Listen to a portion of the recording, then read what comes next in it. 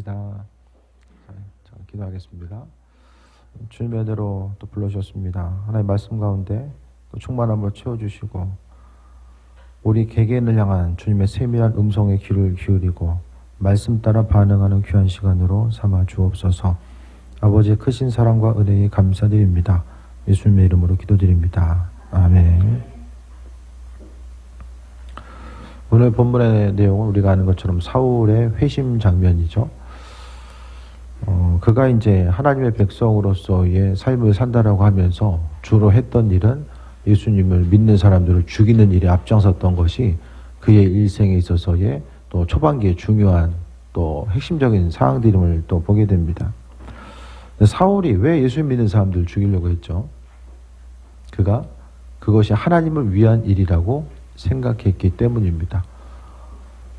예수님 믿는 사람들을 잡아 죽이는 것이 하나님을 위한 행동이라고 그는 확신했고 그것을 위해서 자신의 삶을 온전히 이제 나름대로 헌신하기로 작정합니다. 오늘 본문에 보면 사도 바울이 이제 사울이죠. 사울이 어디까지 가냐면 다메섹까지 갔다라고 이야기하는데 다메섹이 예루살렘으로부터 다메섹까지가 한 220km, 어떤 사람들은 280km를 이야기하기도 합니다. 220에서 280km면은 이게 말을 타고 간다라고 할지라도 이게 상당히 어려운 거리죠. 체력적인 부담도 있을 것이고 또 더위와 싸워 나가야 되는 이런 여러 가지 상황들과 환경들에 놓여 있었을 것입니다. 그런데 그가 이제 다른 복음서를 통해서 이야기하는 것처럼 다른 사람들보다 또 지나친 열심, 유대교에 대한 지나친 열심을 가지고 계속해서 움직이고 반응했는데 그것 자체가 하나님을 위한 일이다라고 생각했기 때문에 그가 그와 같이 행동했다고 합니다. 그런데 우리가 생각했을 때에 이 성경에서 좀 그래도 세상적으로 좀 폼나 보이는 사람이 거의 이제 여러 사람이 있지만 그 대표적인 사람 중에 한 사람이 사울이었고 그 다음에 한 사람이 이제 부자 청년으로 볼 수 있게 돼요. 이 사울은 그가 이제 보게 되면 유대교에 있어서는 상당히 큰 인재죠. 헬라어 그 당시에 공용어에 썼던 헬라어와 또 이제 쉽게 이야기하면 헬라적 감각과 히브리적 감각 공통으로 가지고 있었던 유능한 인재였습니다. 뿐만 아니라 이제 그가 난 지 8일 만에 할례를 받았다라는 것을 자랑하고 또 로마 시민권을 가지고 있다는 사실에 대해서 그가 이야기하고 있죠.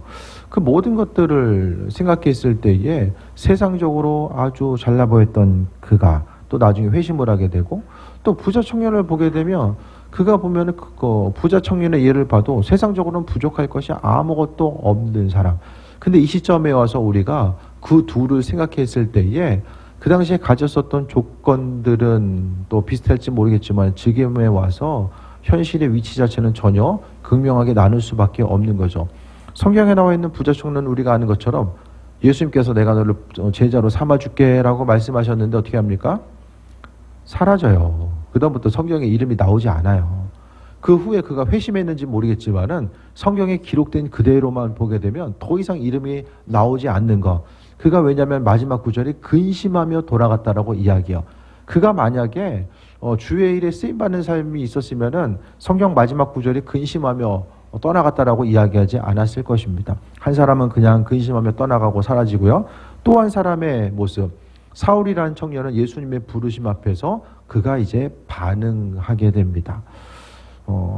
지금 이 시간 우리가 생각해 봐야 될 것은 주님의 음성 앞에 우리가 어떻게 반응하면서 세상을 살아가고 있는지를 또 분명히 좀 돌아볼 수 있어야만 합니다. 이 시대를 살아감에 있어서 하나님이 우리 한 사람 한 사람을 불러주시고 함께 하시고 또 은혜 가운데 우리가 살아가고 있는데 시간이 너무나도 빠르게 지나가잖아요. 뭐 한 달, 뭐 5년, 10년 금방 빠르게 지나가는 것 같아요. 그런데 이 빠르게 지나가는 시간들 앞에서 우리가 하나님 말씀 앞에 어떤 삶을 어떻게 살아가야 될지를 날마다 돌아봐야 됩니다. 목사님들 가끔 만나서 이야기하다 보면 다들 고민이 똑같아요. 이렇게 목회하는 게 맞는가? 그것에 대한 항상 부담감을 많이들 가지고 있어요. 그동안은 이제 전통적인 사회 가운데서 지금 사회도 많이 이제 급변하고 있잖아요. 급변함의 속도 자체가 점점 더 이렇게 빠르게 지나가고 있는데, 전통적인 사회 가운데서는 목회는 이렇게 하면 되고, 신앙인으로서 목회자로서 해야 될 것들이 대부분 규정이 돼 있었어요. 굳이 뭐 새로운 것들을 찾아 발견하고 힘쓰려고 하지 않아도 이미 선배 목사님들이 또 신앙, 기독교 교회의 전통 가운데 가지고 있었던 그 틀들이 목회자로 하여금 어떤 새로운 것을 해야 된다라는 부담감이 아니라 그냥 그동안에 있었던 질서 가운데서 묵묵히 배운 대로 그 길을 향해서만, 뭐 다른 데 바라보지 않고 그 길을 향해서만 가면 됐었거든요. 근데 시기가, 사회도 급변하고 사람들도 변해가고 또 교회 상황도 이제 변화보다 보니까 어떻게 목회하는 게 맞는 것인가, 그런 부분에 대해서 이제 많은 고민을 해야 되는 시기가 된 거죠. 그러니까 아무것도 안 하는 것이 아니라 무엇인가를 이제는 전통적인 목회가 아니라 새롭게 어떤 것을 어떻게 해야 될까, 주님 맡겨주신 사역들을 어떻게 감당해야 될까에 대해서 이제는 고민하지 않으면 시대가 되었더라는 거예요. 뭐 비근한 예로서 지금도 마찬가지잖아요. 이제 그 비대면 예배가 시작되었는데, 그 비대면 예배가 맞는지 안 맞는지에 대해서 신학교나 신학자들이나 목회자들도 그것에 대한 일치된 고민이나 또 정립 자체, 이것이 옳고 그름에 대해서 그것을 뭐 떠나서라도 어쨌든 그 비대면 예배가, 영상으로 드려진 예배가 무엇인가, 그 부분에 대해서 확고하게 어떤 개념 정리가 안 돼 있어요. 왜냐하면 이 코로나 상황 때문에 급변하게 진행되다 보니까 그것을 할 만한 시간적인 여유가 없고 그냥 쫓기듯이 이제 비대면 예배가 진행되다 보니까 그 대면 예배와 비대면 예배 가운데서 뭐 평신도도 많이 고민하겠지만 목사님들도 지금까지도 여전히 고민하게 됩니다. 왜? 예배의 본질 자체가 무엇인가에 대해서 이 고민을 안 할 수가 없는 거예요. 또 교회 공동체를 또 유지함에 있어서도 마찬가지입니다. 약간 좀 다른 얘기일 수도 있는데요. 지금 이제 감리교도 원래는 이중직이 불가능했어요. 이중직이. 예를 들어서 뭐 한 분이 목회하다가 나 신학교 교수로 가야 되겠다, 그렇게 마음 먹으면 목회를 할 수가 없어요. 저희 이제 담당 교수님도 그러셨는데요. 목회하다가 뭐 신학교 교수로 가면서 목회를 이제 할 수가 없는 거죠. 그게 이제 감리교 법이었어요. 근데 이게 몇 년 전부터 이게 법이 바뀐 지 한 3년 정도? 3, 4년 정도, 3년 정도 된 것 같아요. 미자립교회에 한해서 목회자가 이중직을 개인적으로 일을 하면서 목회를 할 수 있는 그 길을 이제 합법적으로 이제 열어준 거예요. 그러니까 미자립교회에 한해서라는 이제 단서가 지금은 붙은 거죠. 그만큼 교회나 교단 차원에서도 목회를 한다라는 것이 상당히 고민해야 되고 갈등해야 되고, 뿐만 아니라 뭐 목회자뿐만 아니라 평신도도 마찬가지잖아요. 이 시대에 신앙인으로서의 삶을 살아가는 거, 그래도 이전 세대 가운데서는 교인이다라고 하면 그래도 세상에 바라보는 시선과 또 스스로가 스스로를 바라보는 시선 자체가 지금보다는 훨씬 더 따뜻했습니다. 그래서 자녀들이 목회의 길을 걷는다라고 했을 때에 그래도 또 적극적으로 지지해주고 응원하는 부모들이 많이 있었고요. 또 힘들지만은 그래도 더 나은 가치를 위해서 삶을 살아가는 것 자체에 대해서 마음의 중심을 두었습니다. 근데 지금 현실 자체는 항상 어디 가서 교회 다닌다라고 얘기하기도 참 부담스러운 시기가 뭐 여러 가지 요인이죠. 외적인 요인과 내적인 요인 때문에 돼버렸고요.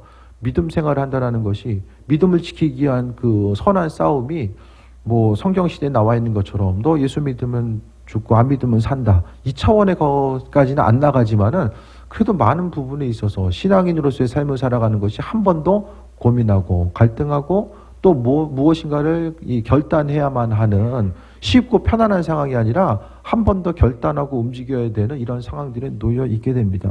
그러면서 왜 이런 말씀드리냐면은 이 언젠가는 다 우리가, 사도 바울도 평생의 삶을 통해서 예수님 만나고 나서 그의 삶이 어떻게 됩니까? 아주 고생만 계속하게 되죠. 육신적으로 보게 되면 고난과 고생의 연속입니다. 끊임없는 고난의 모습. 교인들로부터 배신당하고 어려움당하고 또 유대인들은 계속해서 쫓아와서 괴롭히고 교회 공동체로서의 온전한 모습을 이뤄나감에 있어서 환난과 어려움들이 계속해서 가중돼 나아가게 됩니다. 그럼에도 불구하고 그가 믿음으로써 끝까지 사명 감당하고자 했던 것은 이제 하나님 만날 때, 그러니까 예수님 오늘 만나고 나서 예수님을 다시 만날 때가 분명히 있다라는 사실에 대해서 그는 분명히 기억했습니다. 시대를 살아가면서 요즘에 이제 큐티도 창세기잖아요. 창세기의 내용을 이제 보고 또 이제 말씀 보다 보니까 노아의 홍수 이전에는 사람들이 몇백 년 살잖아요.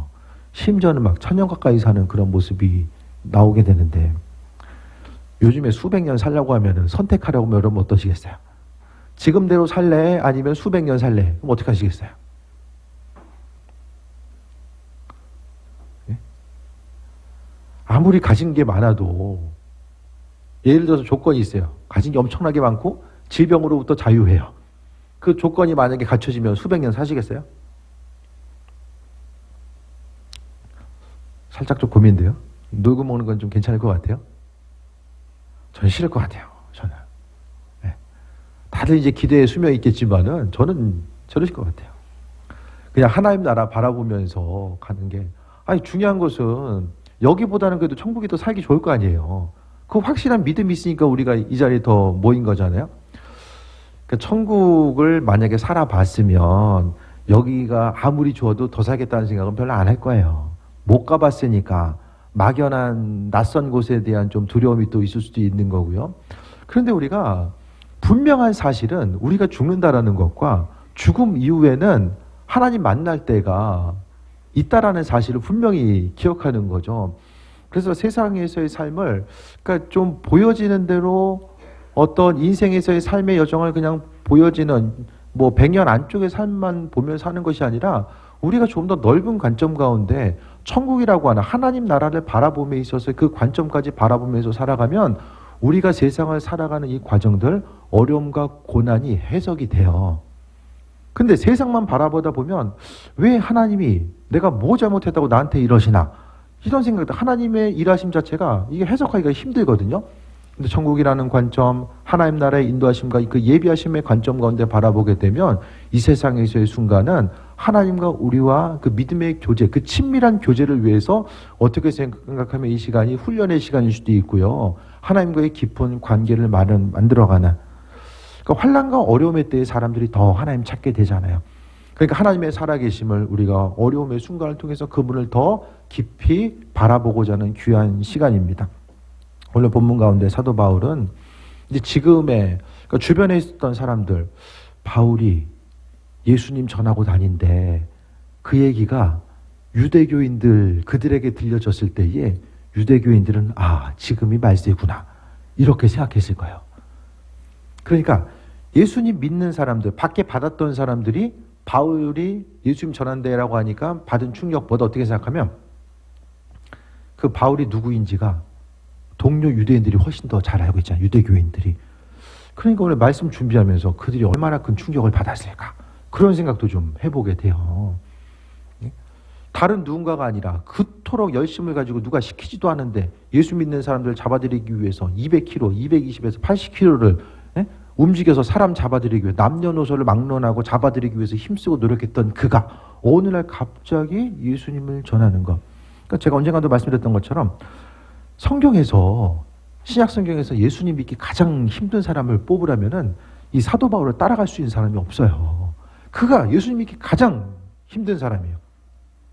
그 힘든 사람이기 때문에 어쩌면 예수님께서 직접 그를 만나 주셨는지 모르겠습니다. 그 상황 가운데 있을 때에 많은 사람들이 사도 바울의 회심에 대해서 생각해 보았을 것이고 바울 자신도 그가 믿는 사람들을 잡아가는 그 순간에 잡으려고 움직이는 그 순간에 예수님 만날 것에 대해서 전혀 생각하지 못했을 거예요. 그러면은 이제 왜 예수 믿는 사람들을 왜 잡아들이기 위해서 갔는가? 첫 번째는 달아난 그리스도인들을 잡기 위해서 예루살렘에 핍박이 있게 됩니다. 믿는 사람들을 향한 본격적인 핍박 자체가 이제 스데반 집사의 그 순교를 통해서 더욱더 폭발적으로 나타나게 돼요. 그들을 잡기 위해서 또 두 번째로는 이제 전도하는 것을 막기 위해서 또 그리스도인들이 이 로마와 계속해서 부딪히면은 유대인들 같은 어쨌든 유대인이니까 자신들에게도 어려움을 당하지 않을까라는 생각을 했던 것 같아요. 그래서 사울이 이제 움직입니다. 3절에 보면 사울이 길을 가다가 다메섹에 가까이 이르렀더니 호련히 하늘로부터 빛이 그를 둘러 비치는지라. 이 빛이라는 것은 뭐냐면 성령의 인도하심, 예비하심 자체를 이야기해요. 그러니까 빛이 갑자기 이제 비추게 됩니다. 나름대로 열심히 이제 예수님 믿는 사람 잡기 위해서 움직이는 하늘의 빛이 있고, 근데 빛 가운데 음성이 들려져요. 땅에 엎드려져 들으매 소리가 있어 이르시되 사울아 사울아 내가 어찌하여 나를 박해하느냐 하시거늘. 인생에 있어서 사울의 삶에 있어서 가장 당황하고 당혹스러운 순간이 아마 이때였을 거예요.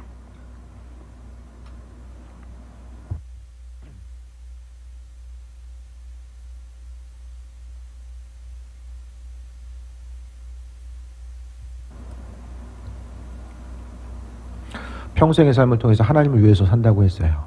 수고하고 힘쓰고 노력하는 거, 고향을 떠나서 예루살렘으로 다수에서 유학을 오고요. 평생 유대교인으로서의 삶을 살고 유대교인이라는 사실, 베냐민 지파, 또 히브리인 중에 히브리인, 자신의 삶을 통해서 또 자랑할 것은, 그의 자랑은 유대교라는 배경 때문에 생긴 거예요. 유대교가 아니면 그가 자랑할 것이 무엇이 있겠습니까? 근데 그 자랑거리로 삼으면서 지금까지 왔는데 하나님께서 예수 그리스도를 통해서 네가 나를 왜 박해하느냐, 지금까지 자신이 쌓아왔던 모든 것들이 이제 한순간에 무너지는 순간이죠. 나 자신이 빛날 수 있는 이 배경 자체가 유대교였던 거예요. 근데 그 유대교의 그 배경 자체가 오늘 본문을 통해서 무너지는 현상이 나타나는 거죠. 우리로 하여금 나 자신을 나타내고 기쁨과 평안함 가운데 삶을 살아갈 수 있는 그 배경 자체가 무엇입니까? 우리가 주님 외에 터전으로서 잡고 있는 것들, 또 내가 예수님처럼 생각하면서 살아가고 있는 것들이 무엇인지를 돌아봐야 되는데, 하늘에 소리가 있어서 네가 나를 왜 박해하느냐. 이게 한 가지 감사한 건 뭐냐면요, 하나님은 예수님을 보내시고 예수님은 이 땅에 우리를 파송하셨다라고 말씀하고 있잖아요. 그러니까 예수님은 신앙인이 예수 그리스도의 이름 때문에 당하는 고통, 그것을 우리의 것으로 여기는 것이 아니라 바로 주님의 것과 동일시 시켰다라는 거예요. 그러니까 예수님은 우리가 고난당하는 것을 우리의 것이 아니라 하나님이 고난당하는 것, 주님이 고난당하시는 것으로서 여기셨다라는 거예요. 그래서 이 땅에서의 삶의 모습이, 세상에서 고통당하다 보면 주님은 내 고통에 관심이 있으신가, 그것에 대해서 참 반문할 때도 있지만, 하나님은 항상 우리의 삶을 지켜봐주고 계시고 내 충만함으로 함께 하신다는 사실에 대해서 말씀하고 있습니다. 네가 나를 왜 박해하느냐. 바울 사도는 시간은 겹쳐요. 사도 바울이 예루살렘에 있었던 시간과 예수님이 살아있던 그 공생의 시간이 겹쳐요. 그런데 성경은 만났다는 기록은 없어요. 한 번쯤 만났을 수도 있는데 지나다가 스쳤을 수도 있겠지만은 직접적으로 대면했다는 기록은 사도 바울도 그걸 이야기하지 않고 기록 자체가 없기 때문에 우리는 모르지만은, 그래도 시기적으로는 예수님의 예루살렘의 시간과 시기적으로는 겹친다라고 볼 수 있습니다. 근데 만난 적이 없는데 네가 나를 왜 박해하느냐라고 이야기하는 거죠. 이 시간 좀 본문으로 돌아봐야 될 것은, 첫 번째는 하나님의 경륜, 하나님은 우리를 향하신 분명한 계획하심이 있어요. 하루하루 그냥 세월에 내 몸을 맡기고 사는 것 같아도 그게 아니라는 거예요. 우리를 향하신 분명한 계획하심 가운데 살아가는 거고요.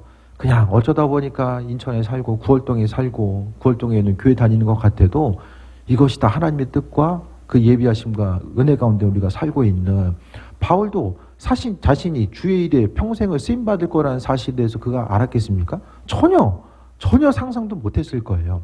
이게 바로 사람으로는 생각할 수 없고 상상할 수 없는 그 일들. 이 당시에 바울이 예수님 믿어? 사울이 예수님 믿을 수 있어? 아무도 없었을 거예요. 아무도. 전혀 그 사실에 대해서 예측할 수 있는 사람은 전혀 없었을 거예요. 그러면요, 우리가 예수님 믿게 되는 건 누가 예측할 수 있어서 하는 것입니까? 여러분 어떠십니까? 예수님 믿는 게? 우리 내 의지와 생각 가지고 예수님 믿을 수 있습니까? 이 시대 가운데서 우리의 본성 자체는 조금 더 이성적이고 감성적인 걸 떠나서 사람은 본래적으로 믿을만 해야 믿어요. 믿을만 해서 믿는다는 것은 근거가 있어야 돼요. 학교에서 배웠을 때에 지식을 이야기하면서 문제를 풀었을 때도 이 문제에 대한 이걸 얘기했을 때 이거 근거가 뭐냐. 박사학위도 마찬가지잖아요. 주장을 하고 이것에 대한 근거다. 예를 들어서 주장을 하는데 그냥 내 생각했을 때는 그냥 그런 것 같다. 그럼 아무것도 못해요. 우리가 믿을만 해서 믿는 게 아니에요. 그렇기 때문에 이게 신앙은 선물인 거예요. 내 이성적인 방법 가지고는 주님 믿을 수가 없어요. 예? 여러분 참 삶이 좀 어리숙하고 그냥 남의 말을 잘 믿어가지고 지금 교회 와서 앉아 있습니까? 아니잖아요. 우리가 상당히 이성적인 사람들임에도 불구하고 믿을 수 있다는 것은 하나님이 믿을 수 있는 은혜를 주셨기 때문이에요. 그렇기 때문에 신앙인들은 선택받은 사람이는 거예요. 믿을 수 있게끔 하나님께서 선택하신 존재, 그게 바로 신앙인 거예요. 믿지 않는 이들을 향해서는 하나님의 주권적인 역사가 분명히 있게끔 기도해야만 합니다. 그러면은 뭐 하나님이 알아서 다 하시는데 우리가 해야 될 건 뭐냐? 하나님이 뭐 구원받을 사람, 구원받지 못할 사람 다 정해놓았으면 우리 뭐 해야 되냐? 기도는 뭐 하라 하냐? 아닙니다. 하나님이 뜻을 바꾸시잖아요. 성경에 나와 있는 하나님의 생각을 바꾸세요.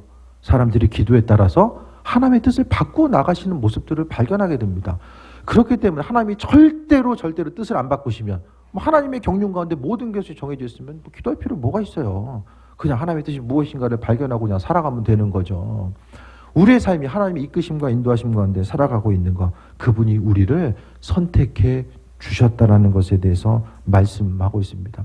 사람이요, 가진 것이 많고 배운 것이 많으면 많을수록 점점 더 내 의지와 자아가 강하기 때문에 믿음 생활하는 것이 정말 힘듭니다. 내 생각을 한 번쯤 다른 생각과 다른 시야를 통해서 바라봐야 되는데 그게 쉽지 않거든요. 바울의 삶도 그것이 이제 어렸을 때부터 그의 삶이 로마 시민권을 태어날 때부터 가지고 있었고, 또 학문적인 것들, 헬라 사성과 또 히브리적인 여러 가지 있고 말씀과 율법의 내용들. 그러니까 이 당시에 말씀에 대해서 공부했던 이들은 뭐 모세 오경은 다 암송했다라고 봐야 돼요. 이 당시에 그 중심적인 율법이 모세 오경이었고 다른 것들도 마찬가지입니다. 구약 성경은 아마 대부분 암송하지 않았을까. 예. 지금도 정통 유대인들은 예루살렘에서 모여서 계속해서 말씀 암송해요. 그렇게 계속 먹고 하는 게 이제 말씀 암송하는 거죠. 그런데 오늘 우리가 좀 생각해 보고자 하는 건 뭐냐면요. 바울 사도는 자신의 행동이 하나님을 위하는 행동인 줄 알았어요. 그래서 서두에 제가 목사님들이 고민하는 것 자체가 이렇게 목회하는 것이 하나님 마음에 합한 것인가? 하나님 앞에 설 때가 있는데 세상에서 지금처럼 목회하고 하나님 앞에 갔을 때에 정말로 주님 앞에 부끄럼 당하지 않을까? 그것 때문에 마음속에 어떻게 생각하면 좀 부담감이 있는 거죠. 그러니까 이 시대 가운데서 어떻게 신앙생활하는 것이 맞는 것인가? 어떻게 목회하는 것이 맞는 것인가? 오늘 사도 바울의 삶의 여정 가운데서도 그가 믿는 사람들을 핍박하는 것이 바로 온전한 신앙인의 모습, 하나님의 백성, 선민으로서의 삶을 살아가는 것이다라고 생각했는데 그것 자체를 예수님이 만나 주셔서 그것이 아니다라고 말씀하지 않았으면 어떻게 됩니까? 영원한 사망에 이제 가서 죄값 치르고 있는 거죠. 그러니까 점검해 봐야 될 것은 뭐 예수님께서 모든 사람들을 다 초지한적인 방법으로 만나 주신 게 아니잖아요. 빛 가운데서 예수님이 사울처럼 빛 가운데서 만나 주셔서 음성 들으면은 많은 사람들이 지금보다는 더 믿겠죠.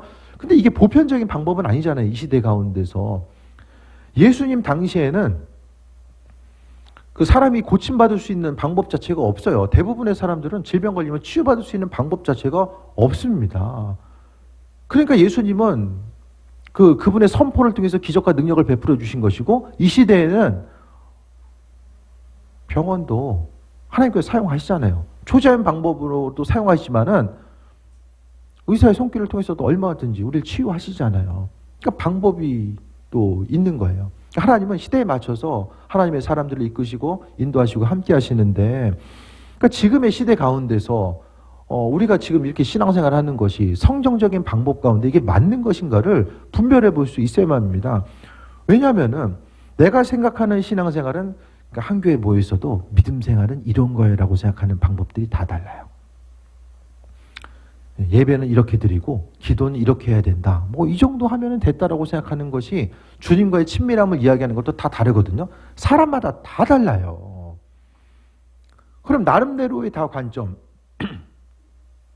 말씀을 해석하고 인식하고 나아가는 관점들이 다 다른데 뭐가 맞는 건가? 잘 모르잖아요. 그것 때문에 성경이 존재하는 거예요.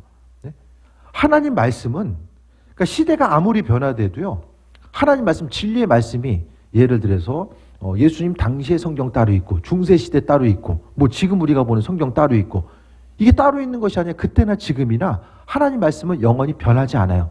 이 말씀을 적용하는 방법들은 시대의 상황에 따라서 조금씩 달라질 수는 있을 거예요. 하지만은 이 말씀에 대한 근본 자체, 그 본질은 절대로 흔들리지 않거든요.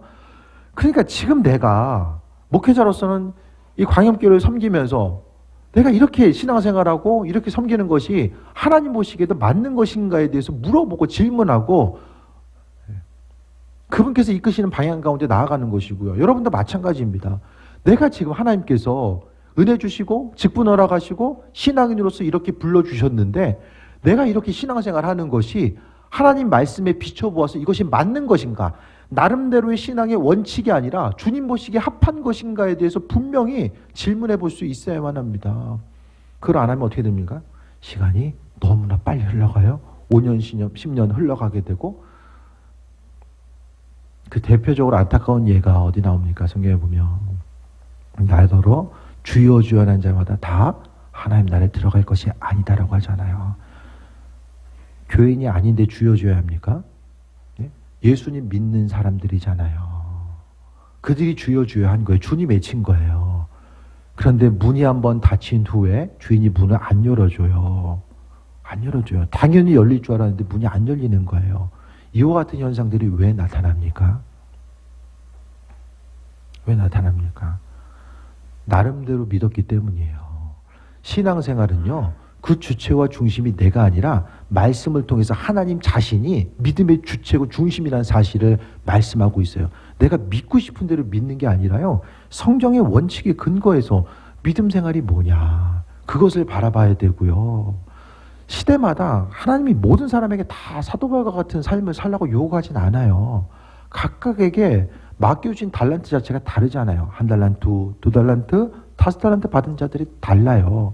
근데 중요한 것은 몇 달란트를 받았든지 간에 주인의 마음에 합한 자, 1달란트 받은 자의 문제는요, 주인이 그 1달란트 가지고 무엇을 하라는지를 몰랐다라는 거예요. 시대가 빠르게 변해가기 때문에 긍정적인 부분보다는 부정적인 부분으로 빠르게 변해가고 있죠.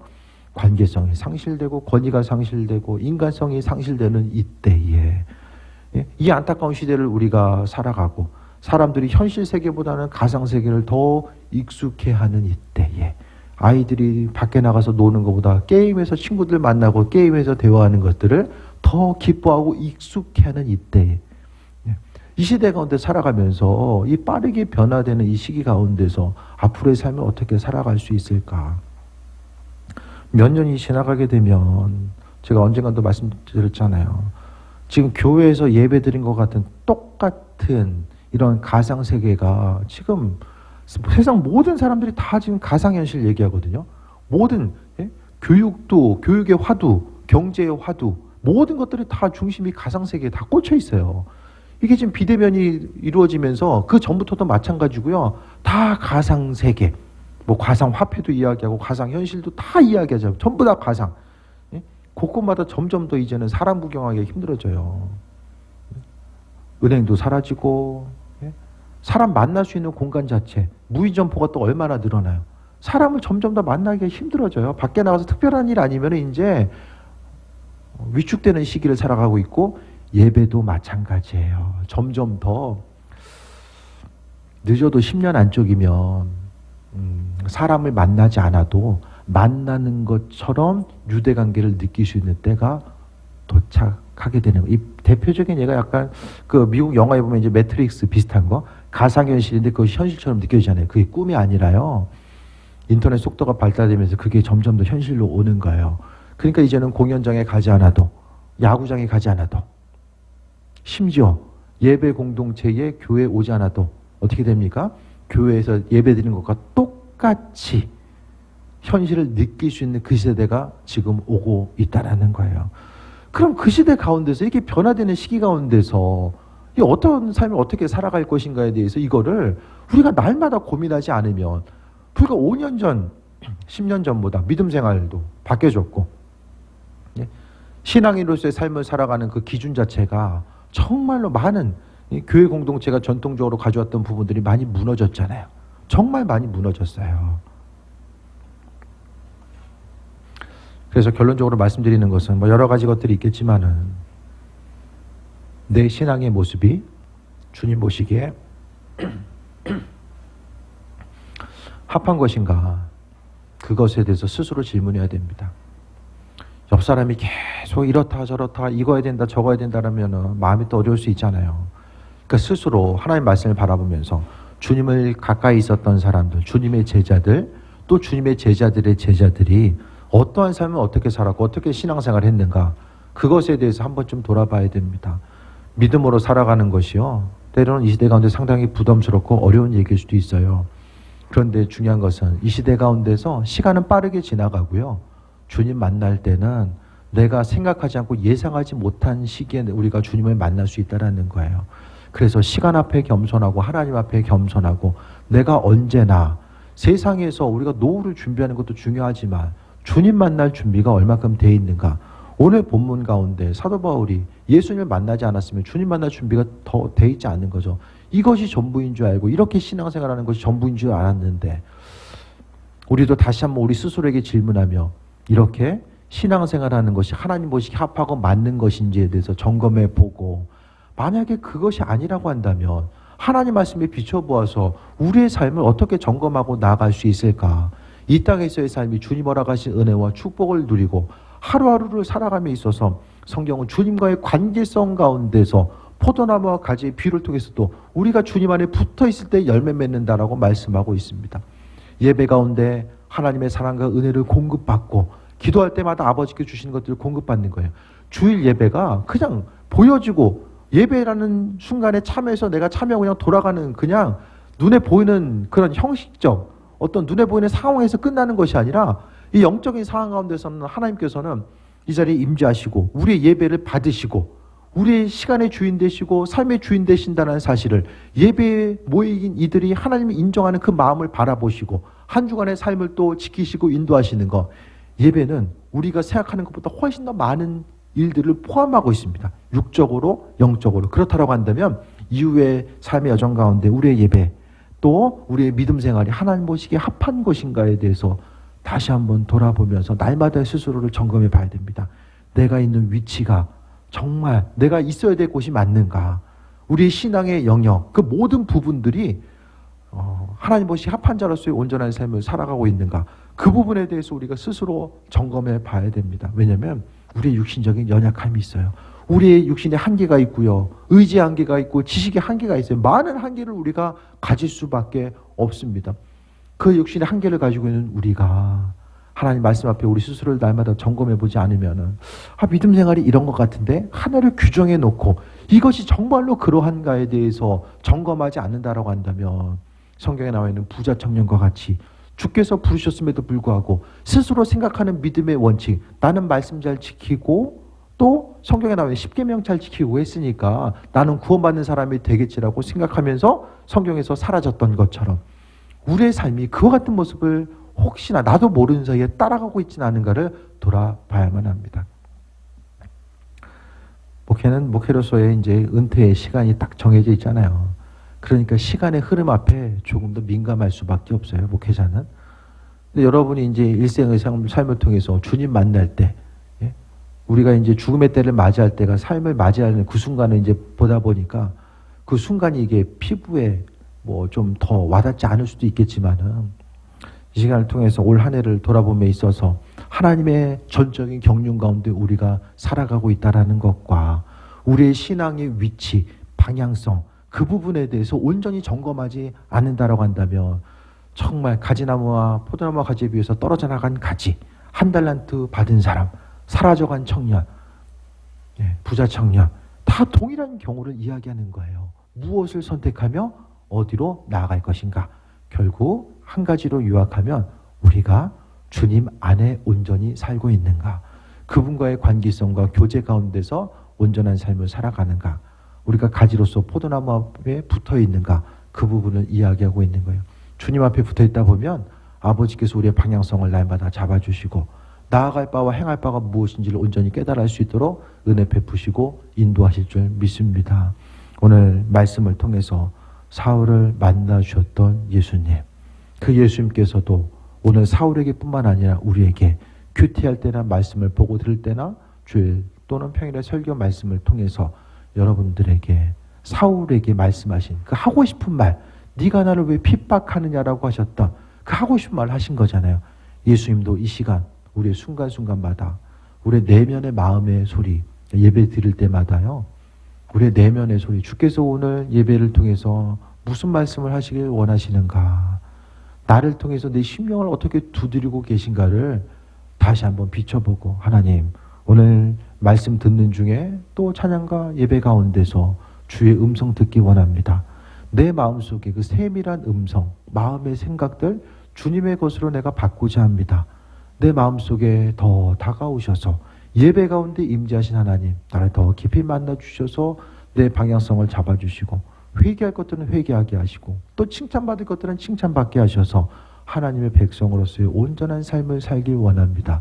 그 믿음의 고백들, 그 주님과의 좋은 기억들을 하나하나 만들어가다 보면 그때부터 이제 삶과 죽음이 두려워지는 것이 아니라 주님 만날 때가 이제 소망함이 생기는 거예요.